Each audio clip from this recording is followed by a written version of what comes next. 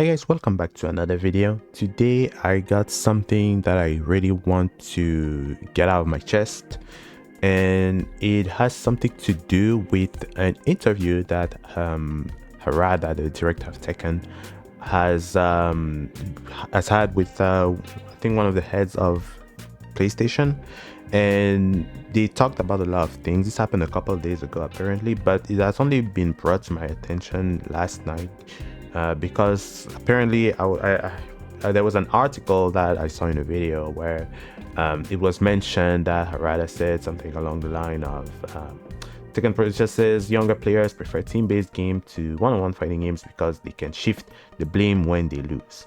This is something that you hear a lot when it comes to especially around like fighting game players. They have this very strong belief that team games, usually people play them more because they can easily, like, it's easier to take a loss because you can just blame players. And I really wanted to talk about this. Well, I actually didn't want to talk about this because similar to monetization in fighting games, I don't want to talk about these topics because they're usually like plagued by some really strange almost stereotypes or very I guess a word to use here, which I don't really want to use it that way, but it's really what it is. It's just like a very bigoted vision of things that are not fighting games, right? Like there's a very like stereotypical way to put things in the box when it comes to things that are not fighting games or things that fighting games do not do usually when it comes to the community, and they talk about it in a very weird way that I just don't agree with. And to me, for Harada to say something like this, like I do respect Harada quite a bit because I mean he's been working on my favorite game, like my favorite fighting games of all time, even though I'm not a Tekken 8 player at all because I just don't agree with the direction. But you know, no hard feelings. I just move on to whatever's fun to me, like Grand Blue. I like Grand Blue, so I don't really care. But for him to say something like this, I'm a little disappointed because it's basically the equivalent of a scrub quote. It's basically the equivalent to a scrub quote. Anyways, I did watch the interview here, especially that section. It's right here at 1 minute and 1 hour and 4 minutes if you want to look at it. But also here they actually take the lines directly that he says. I did check, so it is what it is. Now, of course, you know, people who write articles, they always like to spice things up. They go for the really catchy title that will get a lot of clicks. Maybe if you're a fighting game player, you're gonna be like, oh my god, so true, preach. If you're not, you're gonna be like, oh, you might get triggered, and maybe you click on this or whatever. So it doesn't really matter. But the way they talk about it, it's interesting because he actually brings up some points that are definitely very true and I agree with. For example, he talks about the community aspect, that, you know, maybe people need to have a place where they belong. They need the game to become a place where they belong, the place where they want to be, where they feel welcome, you know, things like that. And that's very true for a lot of fighting games. They don't have fighting games. Something that I've been feeling a lot is that fighting games really lack a community aspect, but that's only partially true. There's actually the fact that there's been a community aspect when it comes to fighting games. It's just that it's not online. I'll talk more about it after, but for now I just really want to focus on this point and kind of demystify this kind of that weird belief that people have made around like team-based game. So team-based game, right? He explained this by bringing it up as a generational thing, where, well, cultural and generational thing, where it's like, well, in Japan, and he says also probably most of the world, my generation is a big one. It makes up a good chunk of the population, but that's like in Japan, right? If you apply to a school or a job, there was always a lot of competition because of these people of my generation prefer definitive outcomes, a clear winner and loser. This applies to folks in and around their 50s, right? And I can see it being kind of true, but there's a bit more to that later. But most young people nowadays are the opposite. They are rarely eager to engage in one-on-one showdowns. Plus, because fighting games pit you by yourself against a single opponent, you have to accept all the responsibility if you lose. You can't blame anyone else. In team-based shooter, when players win, they can say that they won because of their own contribution, but when they lose, it's because they got matched with a lousy team. So this idea overall is not entirely wrong, right? Honestly, like I play a lot of team games. To me, it's crazy that we jump all the hoops and we go directly to you can shift the blame. How about we talk about the team aspect and the fact that, well, people play these games more because they can play with their friends. And this is not just for competitive team games. This is also true for basically any other party games, anything that is a team, anything where you can invite a friend. It doesn't matter what it is. Helldivers too, maybe. What is it called? Lethal Company. Right now, there's this new game that came out. I think it's called Content Warning, Phasmophobia, things like that. You can just bring friends and just have fun with them, and that's it. How about we just look at that aspect, and from that point, it's clear that people just like playing those games for that reason and not because they can shift the blame. This is just on a very basic level, right? This is not even about competition at that point. This is also true even for fighting games. We got Smash. But then again, even fighting game players some fighting game players don't consider Smash as a fighting game because of some weird, again, stereotypes, weird things that people say, very bigot way to see things, where they just put something in the box and then they throw it away. But even when you talk about like competitive team games, right? Let's say Overwatch, League, whatever it is, Apex, Valorant. It's not because you can shift the blame that you will keep clicking on the play button. That's not the reason. That's actually the reason why some of these games, a lot of people just quit them, because people hate losing to external factors. It's not more fun because you can blame the team. It's not easier to digest. How about we also talk about the fact that good team play feels good, and it feels good to pop off with your team in the chat and stuff like that. Even if they're complete strangers, it feels good. Like just having a good play, having like a good play with your team. It's not just like, oh, I just got a pentakill or whatever. No. Good team play and, you know, killing the enemy team that way feels good. And you're not always the star on the team. You're not always the one making the pentakill. For example, sometimes I play Thresh in League of Legends, and I'm really bad at playing Thresh, right? I'm not a good Thresh, but I do my best to participate, to do what I can. And sometimes I get a good hook on an opponent and they get killed, and I get another good play, I get a good ult, and it helps the team. It feels good. It's not just like, oh, I carried it. So and this is also a problem, because think about the opposite, right? Think about fighting games and how people talk about them. Some people think that fighting games are just button mashing games. This is technically, well, we have Tekken 8 right here, right? But this is technically true, but only for very specific people. Like if you don't play fighting games, you think, oh, it's a button mashing game. But the truth is, who are the mashers? Usually the mashers are people who are super low rank, people who are really bad at the game, people who don't know how to play these games, right?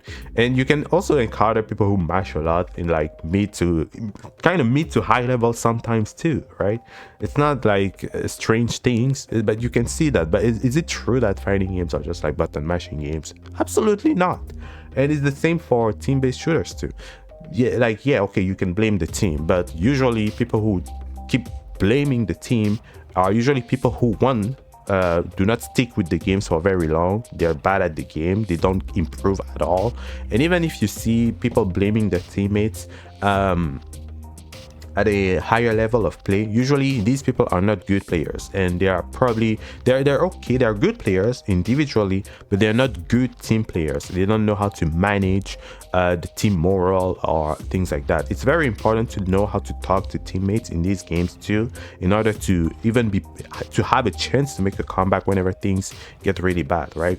So it's not just like, oh, you can just blame the other players. It's not like that. That's such a weird thing that people have given into, people have agreed to, and I just don't see why it's like that. And I feel like it's kind of an ego thing where we play fighting games, we're the hardcore sweaty players. Like, yeah, cool, but it doesn't mean that the other people are less like hardcore or less competitive or less good players than you, because, well, if you think that way, maybe you're not that good in those other games. If you show up in, I don't know, Valorant, and your idea is just to blame your team whenever you lose, you'll never be good. Period. Like in Valorant, your team can suck. Like maybe 3 people die at the start of the round, and that's not the end of the round. You can still make it. You can still kill the 5 other players. Yes, the chances are very low, but the thing is, you can. That definitely happened when I was playing Valorant a lot. It's definitely something that could happen. You can just gun down people, like 5 people in the head, like straight. So but that depends on if you're good or not. So again, to say you can just blame people and it makes it better, that's such a stupid thing, because to get better at these games too, you have to look at yourself. You have to improve. You have to do things that are better. And like I said, again, the opposite is also true. The mirror, the other side of the coin, when people show up in fighting games and just mash or try to pick the whatever is considered the cheap character, and they mash and they're like, oh my god, I'm just mashing, and they lose, and they're like, oh, I lost because the connection. Oh, the bug. There was a bug here. Hashtag T8 report and stuff like that, right? Even though sometimes it's not even a bug, it's just a mechanic they don't understand. It's not like, you can shift the blame in fighting games too on things that are not just you, right? You can definitely do that. The cameraman was wrong. My cat worked on my keyboard, stuff like that. But it's not like what people think. I really dislike this weird thing that people have been saying about other games, and I just don't agree with them. So the thing too is that some people speculate that he says that because of the pluggers. Is that what people call them? It's so stupid, but it's not just, it's really weird to just put the blame on the younger people, if that's the case, if that's what it means, because we know how the community has been. We know how Tekken players have been. It's not a new thing. It's not something that is like so strange that people decide to suddenly rage quit in the middle of the match. That's just how the Tekken players have been for a while. So the thing too is that he ends up talking a lot about community aspects in terms of fighting games, and definitely, like I said, this is something that fighting games really lack, is community aspects. And this also kind of bleeds into the same topic as team-based games, because when you're playing a team-based game, just having a chat, having a voice chat and things like that, it's really good. Of course, some fighting games have a voice chat, but it's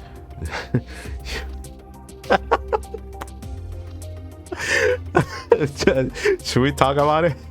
Anyways, yeah, so community aspects are big, and communication is huge, but he also mentions that it could be important to kind of implement these things in the fighting lounge with Tekken 8 and stuff like that, and just have like a place where people can talk. Yes, and those things are definitely important.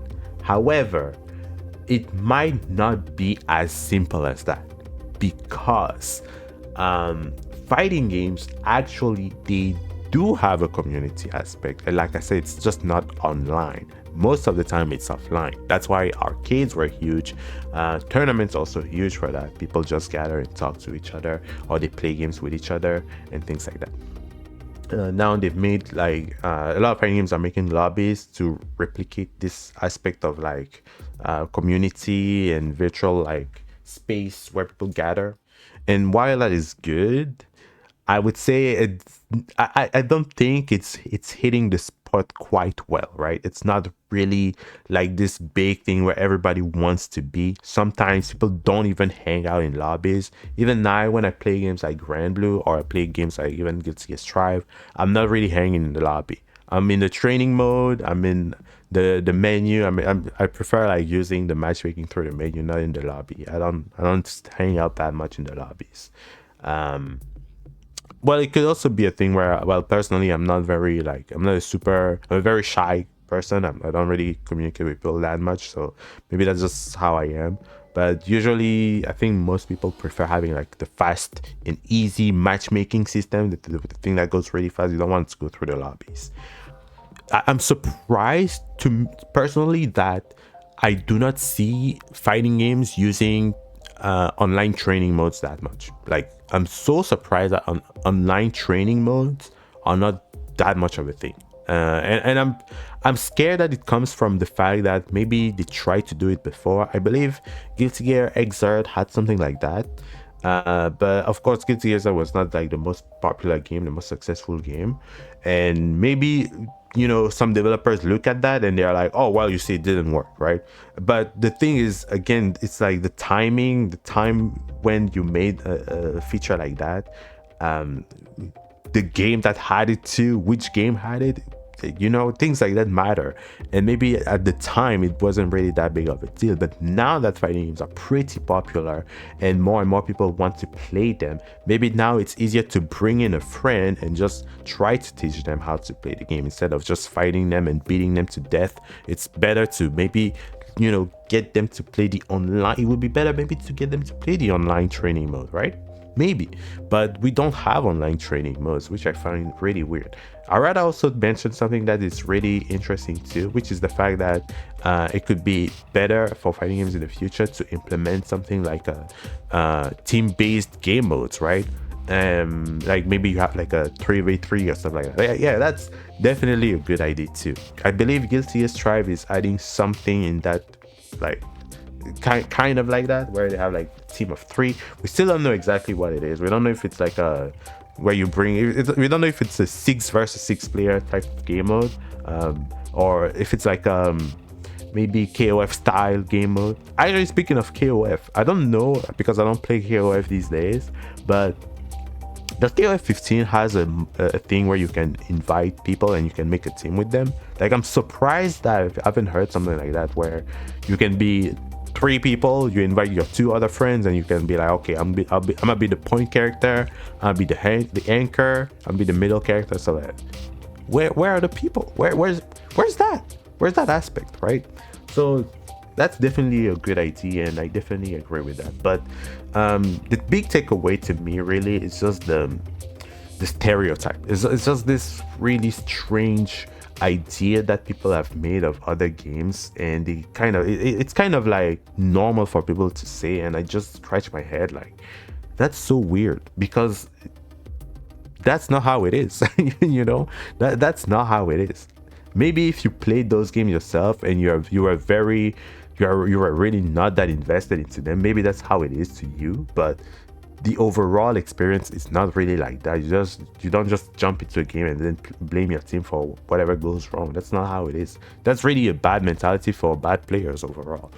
And just one thing that I want to add before I end this video is that this is also a really worrisome thing that people do whenever it comes to fighting games for themselves, because fighting games are not just 2D fighting games and 3D fighting games. It's not just a bunch of 2D fighting games and Tekken. Fighting games are in a desperate need, in my opinion, of 2 things. They need new IPs, and they also need more subgenres. I feel like there's not enough of subgenre fighting games, and for the most part, what we've seen with fighting games is that there's just a lot of old games that still carry on, right? It's just Street Fighter, it's just Tekken, it's Guilty Gear, it's Mortal Kombat, KOF. It's always the very old game that's just keep pushing. But a lot of we don't see.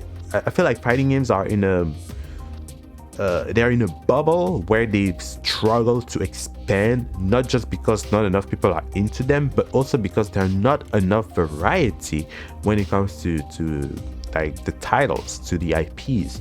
And it can come from the fact that the development of fighting games is really difficult, or rather traditional fighting games are very difficult to make. And especially these days with like netcode, with things like features, like having, it has become very normal, right, for fighting games to think that just because if you make like a 2D fighting game, for example, I don't know, you make like a Guilty Gear like game, it needs to have a shit ton of things. It needs to have a shit ton of features, a shit ton of content for it to be popular.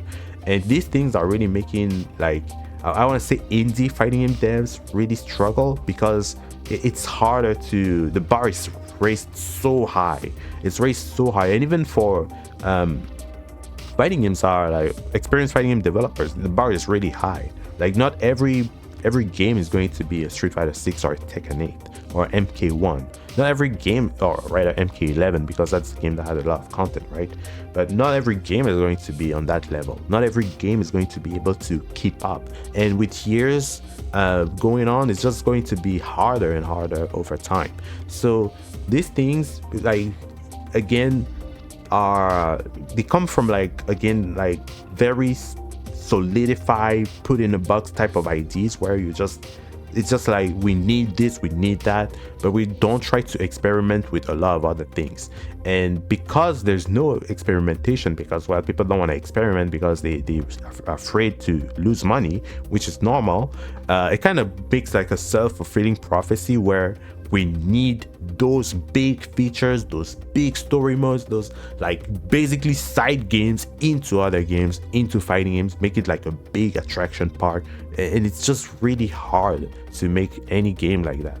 So it's kind of a problem. It's bad for a lot of type of games. For example, even arena fighters, people don't like arena fighters, and people have already put them in a box where it's like, oh, they're just button mashing games, right? But have you seen like a tournament of like Budokai Tenkaichi 3? That shit is insane.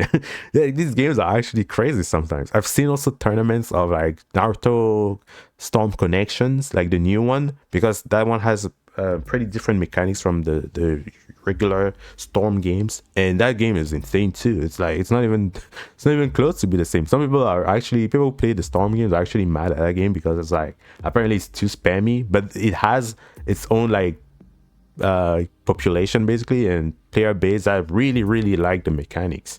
And recently they got like a new patch that fixed a lot of the issues that they had with the mechanics and some character balance stuff. Of course, it's never going to be perfect balance. These games are always like that because of their nature and because of the games that the IPs that they represent. But it's like pretty crazy when you watch like a tournament of that game, I gotta say. So I would really like people to be less like bigot, right? To be less like bigots and be more open-minded about some of these games, and try to understand like how far they can go, or the potential too, because people don't like to talk about the potential. People don't like to expand. We really like to stay in our own things, right? So I'm not really I'm not really that fond of what a lot of these things, what a lot of people say about a lot of these other games are not fighting games, or the fighting games that we know. And I just feel like it's kind of sad that people just give into like big stereotypes like that, or, oh, X game is just like this or like that, and it's like it's kind of sad. So yeah, that's going to be it for the video. I've been rambling a lot, been like 30 minutes, so I'll end the video here. Thank you all so much for watching. I know I'm already ready for people to disagree with me, but I felt like I had to get out of my chest. Maybe I'm not articulate enough. Maybe I didn't explain this really well, and I'm really sorry, but it's just something that I feel like the whole take away from this to me is just that on my end, it's just I would like people to not judge other games that much based on like some weird stereotypes like that, and try to see further, right? Try to be a bit more curious about them instead of just putting them in a box and throwing them away. But yeah, that's going to be it for the video. So thank you all so much for watching. I'll see you in the next one. Peace.